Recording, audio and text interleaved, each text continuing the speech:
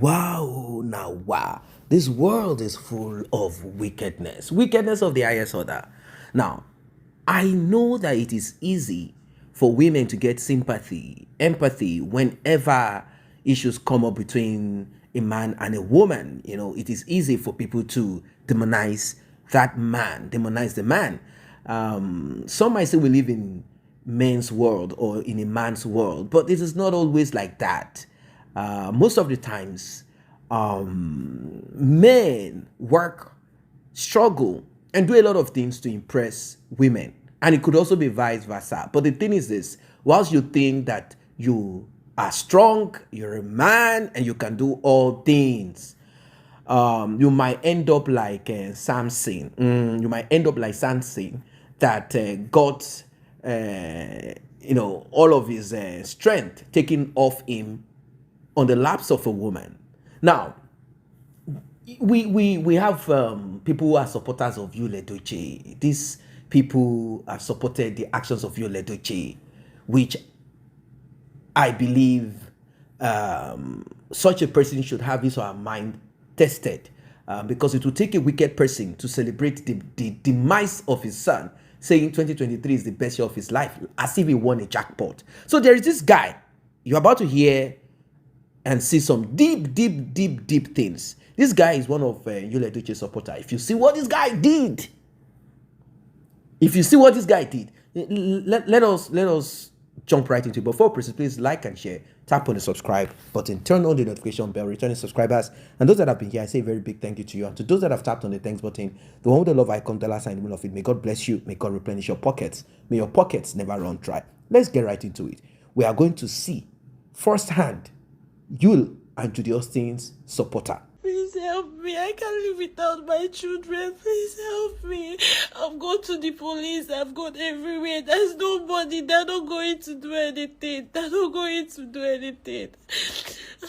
I don't know how long it's been now. I've not seen my children. Please. My baby is autistic. She cannot do anything for herself. She cannot walk. She cannot talk. She cannot do anything. Please, I don't know what to do again. Please, you're the last hope I have. Please. Yes, he took my kids from me. He beat me, naked me, and threw me out. Please help me. The police have not been able to do anything. My kids are not going to school anymore. He left my 3-year-old daughter with 4 men and left town. Please reply. Let me give you more details, please. She sent that on the 11th of February. On the 12th, she said, please help me. The Lagos State Police won't help. He will abuse my daughter. On the 15th, she said, please help me. I have not seen my kids. It's 1 month now. I can't live without them. I don't want him to buy. I don't want to buy myself. My baby is autistic. And then she sent these voice notes that I just listened to. So I didn't see all of this until on Saturday. That was when I saw it, right? Then immediately I responded by saying, you have to send a voice note of what happened for record purposes and also your pictures too. Question, this is his picture. Secondly, I just spoke to her this morning. I told her that I'll try my best to bring her to Abuja to come to the gender department at the FCID.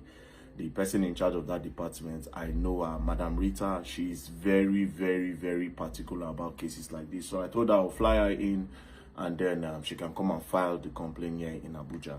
So now we can listen to her explanation of everything with evidence, of course.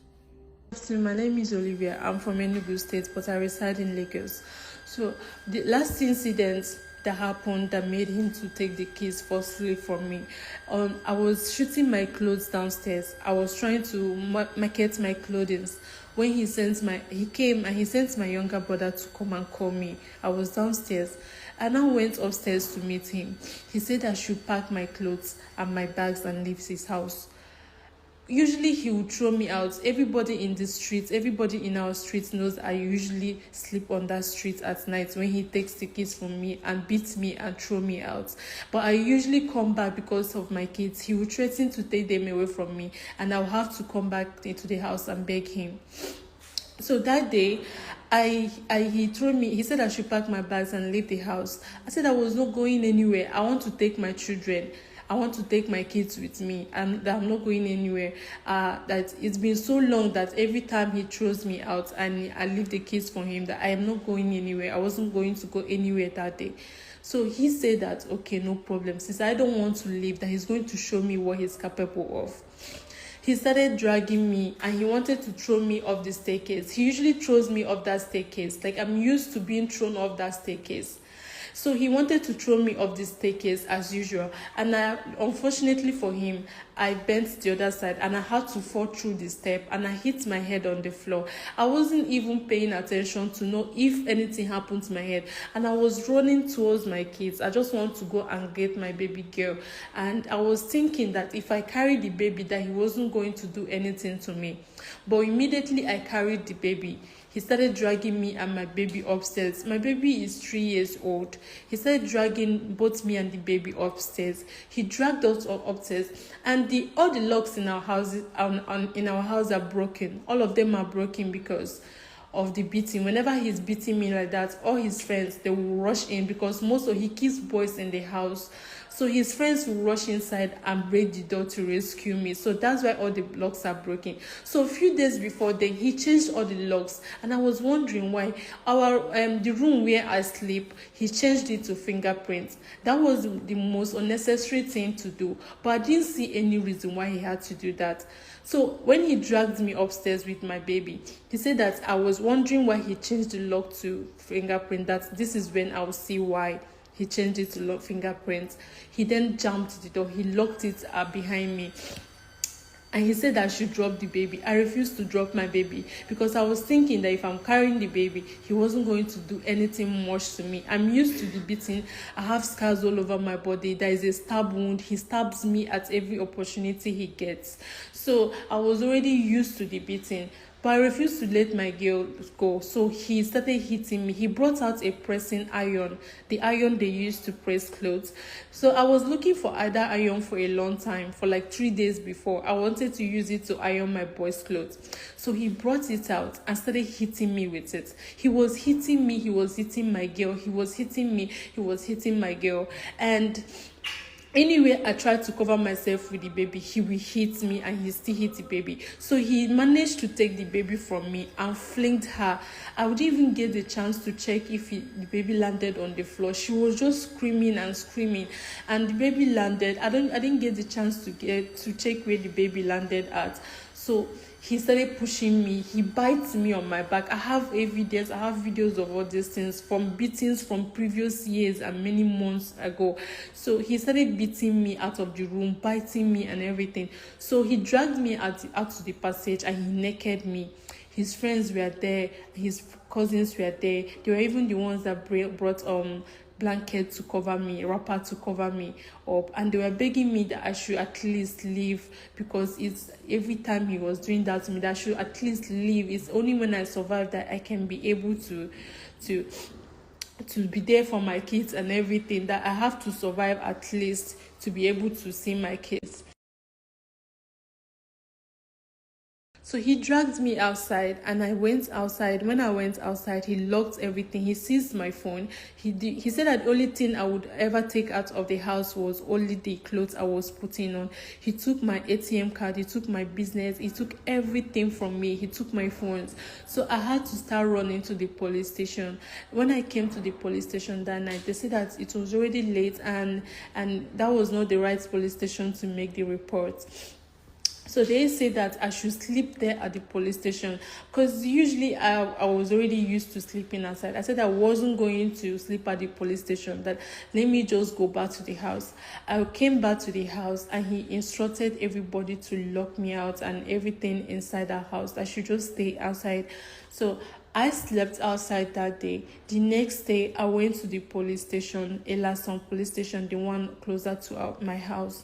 When I got to the police station, I made the reports and everything. They said okay that they have to invite him. They invited him and he said he was busy. They called him, he said he was busy. They said okay, let's go to the estate, let's go to the house and see if there's anything they could see. They got to the house. It happened that he locked everybody, including my own children. He locked everybody inside that house and went out with the key. There was nobody allowed to leave the house, which in case if anything was happening inside the house, nobody would have known and everything. So when we got there with the police station, with the police people, they refused to open the gate. They said that he locked the gate and he went out. They started calling him again. He said that he wasn't available. So we went to the estate security. The estate security started calling him again and he wasn't available. So when he eventually called the woman back, I think he called his lawyer or something. Then the lawyer told him that he should tell them that they were going to come see to the police station the next day. And the police people, they gave us appointments the next day.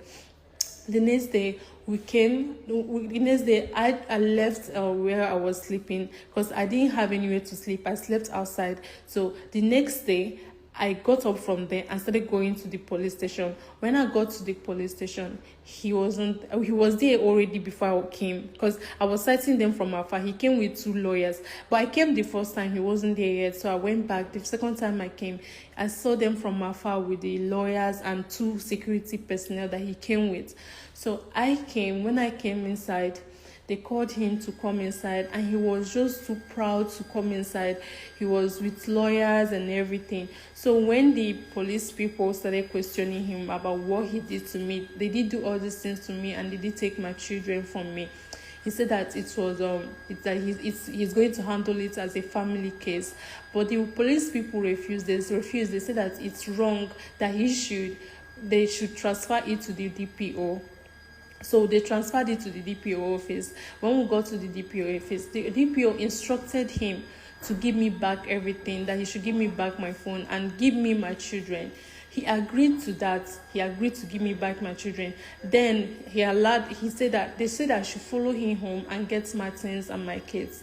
So when we got to the house, I was not able to get anything out of him. It was only the phone that he gave to me, and he took my kids away from me. So the next day, after like 2 days, I went back to the house again to see if I can be able to see my kids or anything. So when I got there, he instructed them not to allow me in. But when I got in, the gate was open. I entered inside and my boy was following me. My kids, they were following me. They wanted to go with me. His boys started bullying me and they were beating my son. I have videos of all these things. They were beating my son. And I went back to the police station. And when they came for the arrest of those boys, he told those boys to leave the house and they left the house. So right now, up till now, the police have been looking for him. He has refused to release my kids, and nobody knows where my children are. Nobody knows where he is. Nobody knows anything up to this time. I think I'm running mad. He has threatened so many times that he had told me pump and play that there's nothing I can do to him, that if he kills me now that nobody can tell. I have pictures of all the beatings he has done to me. He beats me like every slightest opportunity. He has stabbed me so many times, and now he has my kids. I don't know if I can do without my children. I can't. When I was pregnant for my baby, he forced me to take drugs. He was forcing me to take drugs every day. And because he doesn't want the pregnancy, he said that have taken my kids from me so many times because I was too small. I'm a small girl. I've not grown up. He married me when I was very small. He has done a lot of things to me throughout the years. He used to stab me. He used to beat me. He would not allow me to do anything for myself. He said nobody can do anything. He said that nobody can do anything. He forcefully takes my kids away from me. That's every single time. He will beat me, naked me on the street. The people living in our streets knows that. But I couldn't do anything because of my children. I couldn't live because of my children. He has separated from me. He has filed separation. The police have been looking for him and he has refused to show up. And the police are saying there is limit to what they can do, that they cannot give me, they cannot. please, if there's anything, any other information or anything I need to, because I cannot stay without my children. My baby, they're not going to school. The school have been calling me that they have not seen them. He went and dumped my kids with his mom, and they're not taking my calls, they're not taking anything. The first time they collected these children from me, they beat me up. Him and his family, they beat him up. Even his younger brother slapped me, and they took my boy from me when I was pregnant for the second baby. So right now they're trying to do the same thing again, but the only difference is that this is not in Enugu State. I'm already in Lagos, so the Lagos states are fighting. They were looking for him, so he had to run. He took my kids and he dumped them with his mom, and he ran away. Nobody is taking. I don't know where the kids are. It's getting to 2 months now. I've not set my eyes on these children. Does this remind you of a man that said 2023 is the best year of his life? 2023, the year that he lost his son, 2023 is the best year of my life. That's what he said, Edochie. This is one of Edochie's supporters, and you can see the fruits and the manifestation of this man. Now, I don't know what this lady did. I don't know what this lady did. I don't know if this guy has some evidence that shows otherwise. Like, no, she attacked me, that's why I did this. The video and pictures that she's presenting are the ones of her own injury that she inflicted on herself. This is that. Why am I saying this? I've watched videos where, not in Nigeria, abroad, and thank God that the man was able to record, and the man had some hidden cameras that recorded some of the atrocities of this woman. If this was done in a situation where the man is not the same race as that woman, maybe it could have been worse. Because the first thing a Caucasian police will do when they come in and you are a melanated man, and this is a snow bunny, a Caucasian, and she's crying on the floor with blood on her body, screaming. The police, if you are in the United States, I'm sure that you will come out in a body bag, obviously. Let's say you are in Europe, it depends. If you're in Germany, maybe you will come out with your legs disabled. I mean, if you are in Poland, who knows, maybe you will come out with no limbs. It depends on what kind of country you are in Europe and the people around you. So in this situation, this woman will inflict herself, like literally cause harm on herself, and begin to scream and then begin to call. Yes, like literally begin to call on the police to come. She will scream, she will shout, she will say, "Oh, he's finished me. He has done this and that to me." And she will record. Now, people have asked, "Mister, why don't you leave this toxic marriage?" The man said, "Whenever I want to leave, this woman will threaten to unalive herself. We have a child, and this child, I am afraid that he will grow seeing this, and he might think this is normal. It might cause him some mental challenges." This is what this man is saying. Now, having put that forward, I just did that so that we can be clear. We can be clear about some domestic violence, battering, and all of that. Most people do not engage in the physical part of it. It's the emotional part of it, where they batter the man or batter the woman emotionally. Look at the one Edochie did. He said 2023 is the best year of his life. Now, let us say maybe because of what happened, that's why he became like this. What if he is like that? What if he has always been that way? What if he has been emotionally damaging his family? And it came out now because we can see him in a different light. He's no longer Edochie the actor. It's now Edochie that said he wants polygamy. Edochie that announced polygamy on social media. Edochie that kept on fooling himself on social media, trying to convince people about polygamy, as if he's the first person to engage in polygamy. All of those shenanigans and trash. So, this lady has said a lot of things, and this is what this guy has done. She has shown evidence of physical abuse, even flesh trauma, and a lot of things. Well, it is going to be investigated, and due diligence is going to be done. Already, that marriage is broken apart. But the worst that will happen is for this same woman, because there are situations like that where a woman is lazy. And let me put it that way. There are women that are lazy. They grew up with this mindset that a man must provide for them. That's it. You'll be shocked that a situation like this, when the police comes in and mediates, this same woman will be pleading on behalf of the man and saying, I still love him, I want us to be together after all of this damage. I don't know if it is Stockholm syndrome, where you embrace your oppressor. So this should be a lesson.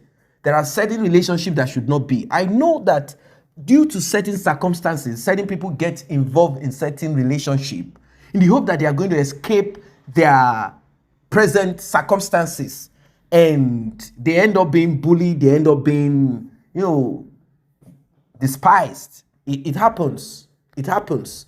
There are people going through difficult times, and they believe that the way out, which is the way that presented itself to them, and they felt, okay, this is the way to get out of this, my predicament. This is the way. It's like, at times, from fry pan to the fire, where you are in a setup that is not fine, and you are like, oh, this stepfather, this uncle of mine, this cousin of mine, this person, they are abusing me. Now, I met this guy, and I thought this guy will, he said he loves me, take care of me, bought me gift. All of a sudden, we are married. We're in a relationship, and this guy wants to scatter my head. Terrible situation out there. At times, you just cannot, you just want to have empathy on some situation, some animalistic behavior of certain men, and of course, women too. Look at Judy Austin. Look at Judy Austin. Come on. So it cuts across gender, animalistic behavior. In fact, saying animalistic behavior, it's kind of like doing injustice to animals, because animals have rules of engagement. Some of them have rules of engagement. Some human beings can be terrible, very terrible. So this will be investigated, and we will see what the end result of it will be. See you guys in the next update.